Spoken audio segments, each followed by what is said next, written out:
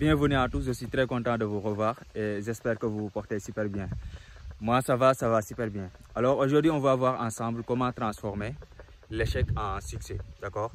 La majeure partie d'entre vous, si on parle d'échec, ils pensent que c'est la fin. Ça veut dire qu'ils ont lancé un business par exemple, ils n'ont pas abouti, donc pour eux c'est la fin, ce business n'est pas fait pour eux.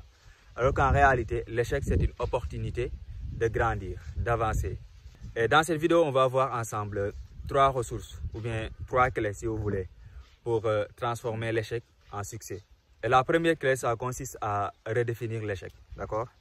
Si je vous demande par exemple c'est quoi l'échec, vous allez me dire que c'est le contraire du succès. C'est une réponse qui est banale, mais la majeure partie des gens, ils prennent l'échec comme le contraire du succès. C'est-à-dire ils ont un objectif, ils n'ont pas atteint leur objectif, pour eux, c'est ça l'échec. Alors que non, l'échec ce n'est pas ça.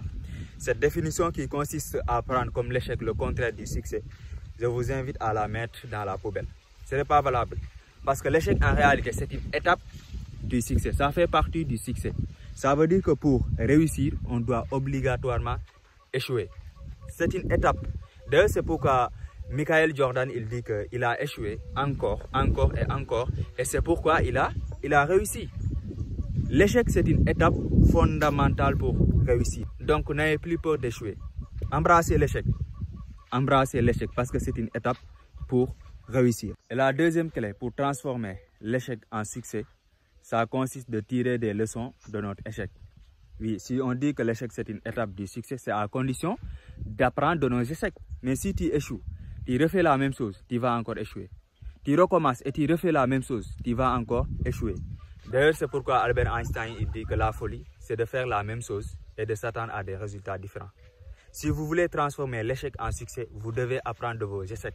Vous devez diagnostiquer l'échec en réalité. Prendre un instant pour réfléchir pourquoi vous avez échoué. Regardez où se situe le problème.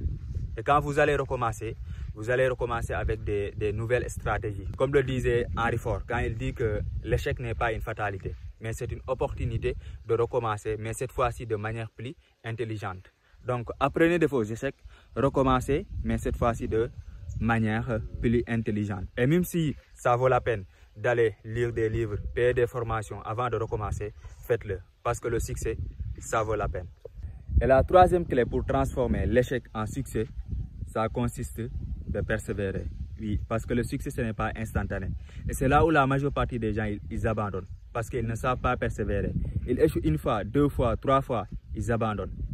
Ils abandonnent. Et si vous voulez abandonner, je vous invite à vous rappeler que Thomas Edison, avant d'inventer l'ampoule électrique, il a échoué plus de 1000 fois.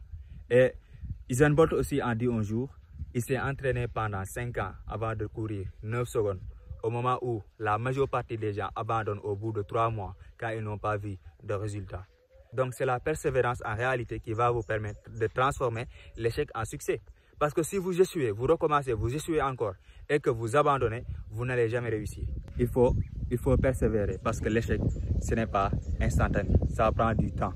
D'accord? Voilà en quelque sorte les 3 clés qu'on a besoin pour transformer l'échec en succès. Si vous aimez la vidéo, likez-la, partagez-la avec vos amis pour qu'ils apprennent à transformer les échecs en succès. C'est très important.